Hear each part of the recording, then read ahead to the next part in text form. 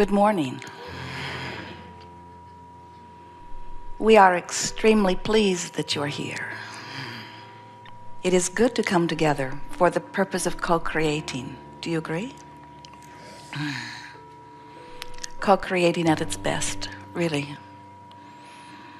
You have dragged your physical bodies here, we see. Some of them kicking and screaming. But the non-physical part of you has come willingly. And that's why we call it co-creating at its best.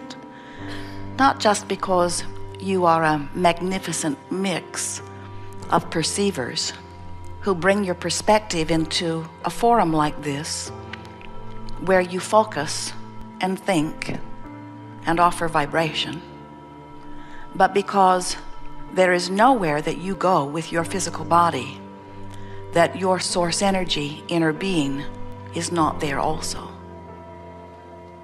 Sometimes you're not aware that that broader part of you is close by, because you have chosen thoughts and have practiced them enough that they are active enough within you that the vibration of you here in your body is a bit off kilter from the vibration of your source.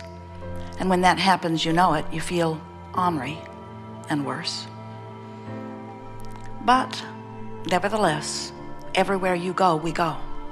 In fact, you are the furthest most extension of that which we are, and we take our eyes away from you never. We are always aware of you. Not only are we aware of where you are as you stand here in your physical body, we are aware of what your life has caused you to even further reach for. Do you understand that? Do you understand that in every moment of your life experience, as you are sifting through the data, and you can't help but do that, as you sift through the data, you cannot help but come to personal conclusions about what you prefer on the broadest of subjects, on the simplest of subjects, even on what you might call unconscious subjects that have to do with the working of your physical body. In other words, you are a veritable data sifting, sorting, concluding, preferring being. And with each preference that shoots out of you like a vibrational rocket, the source energy part of you rides that rocket, because that is the furthest point of consciousness. That is the furthest leading edge point. Sometimes you are aware that in your physical body you are the leading edge of that which is source. But we want you to expand that thought still further in understanding that not just being here in your physical body with the manifestation that surrounds you is the leading edge place in the universe, but the thought you just thought, but the desire that was just born within you.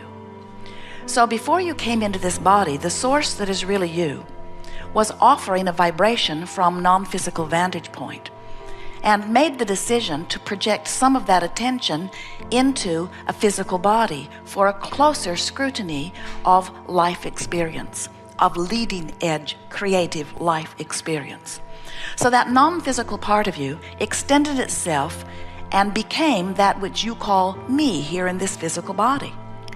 As that occurred, some of the consciousness is expressing through the physical mind of that little infant that was born, while the larger part of the consciousness is still expressing from the non-physical vantage point. And then, as that little baby, you began expressing yourself and exposing yourself to the variety of your life, and in every bit of it, long before you could form words, you perceived and concluded and offered preferences which source responded to. Even the one-celled organism has that relationship with source. That's what the evolution of all species is about. So here you are in your physical body, having life experience that causes you to ask for things beyond what you are living. For example, when you are tired, you want more energy. When you are hungry, you want food. When you don't have enough of something, you want more of it. Your life experience causes you to constantly reach for an improved experience. That's the nature of this expanding universe of which we are all a part. So when your life causes you to ask for something, and here's the interesting thing that we think so many of you are not really remembering.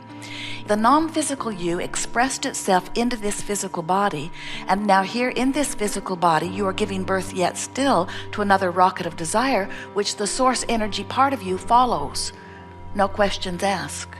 Because the non-physical part of you understands not only your worthiness, but the non-physical part of you understands that there is no one who has a better vantage point or a better place from which to ask for the expanded version of your life than you right there where you stand. When someone's rude to you, you prefer they be otherwise. When you don't have enough money, you prefer more money. When you do not feel good in your body, you prefer an improved bodily condition. In other words, those kinds of examples and so many more, we could not even begin to describe them if we spent the rest of your life trying to define them. Because your life is defining them. Your life is giving birth to these extensions of non-physical energy. So the non-physical part of you expressed itself forward into your body, and now still with you every step of the way, you in your physical body have an experience that makes you say, from my unique, and it is always, perspective, and my unique, and it is, first time leading edge experience, and they always are. Do you know that this environment as it is right here and now has never been before unto all of the universe?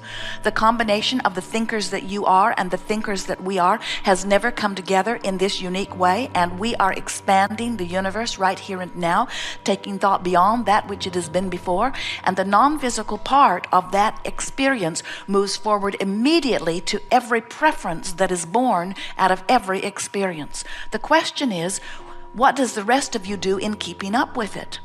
And the answer to that is, if the rest of you keeps up with it, if the physical you keeps up with the idea that your physical life gave birth to, that the source energy part of you went to immediately, if the physical you keeps up with it, then you feel eagerness, enthusiasm, appreciation, love, you feel expansion, you feel joy, you feel the way life is supposed to feel.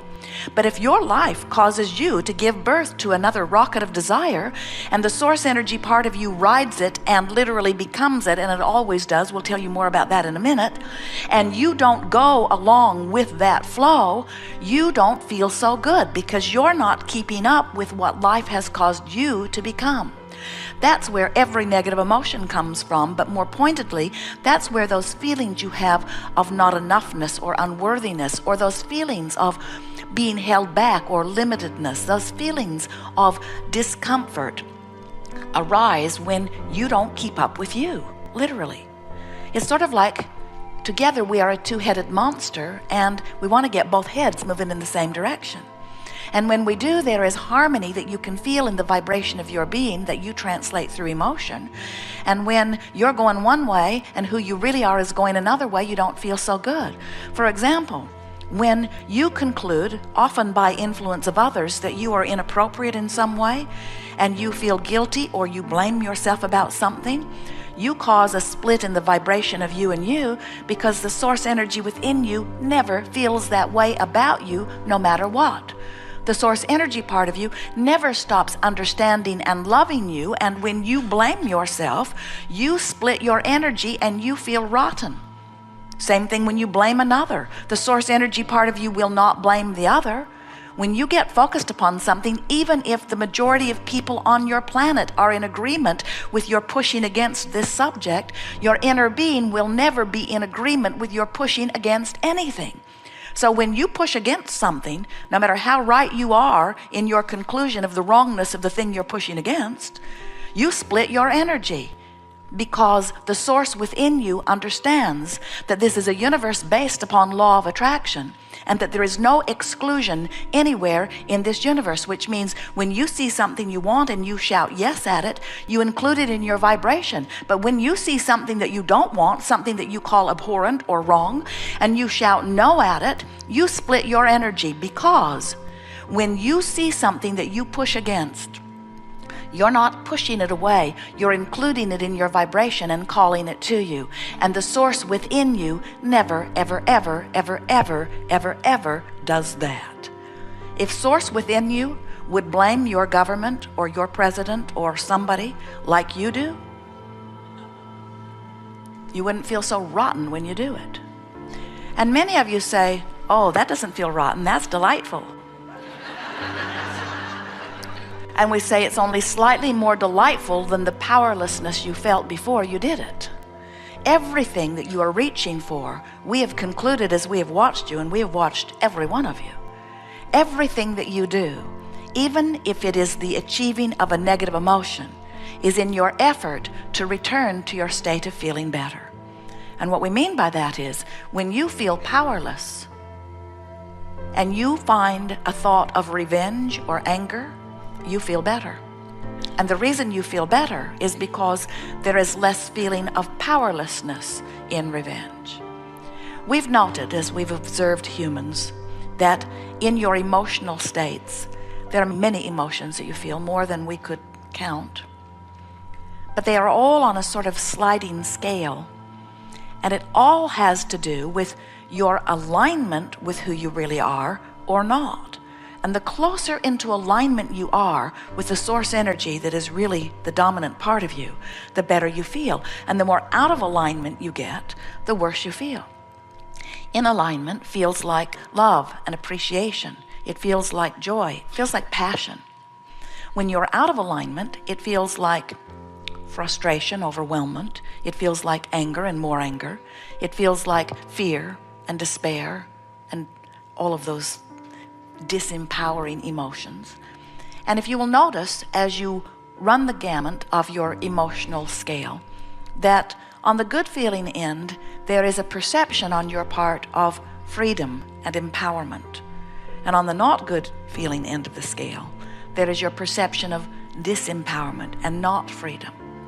Now we know, because it is the nature of all of us who exist, that at very deep, secure, knowing source levels of our being, we know, which means you know, that you are free. You know that no one can vibrate for you, and that your vibration is your point of attraction. And so with that knowledge, we find freedom.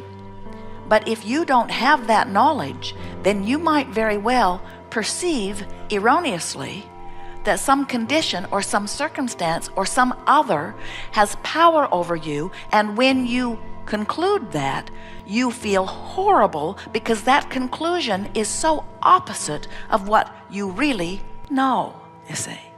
So everything that you feel is about your vibrational relationship between who you're being in this body right now in this moment while you're thinking this thought, and who you really are as that larger part of you is with you and thinking a thought.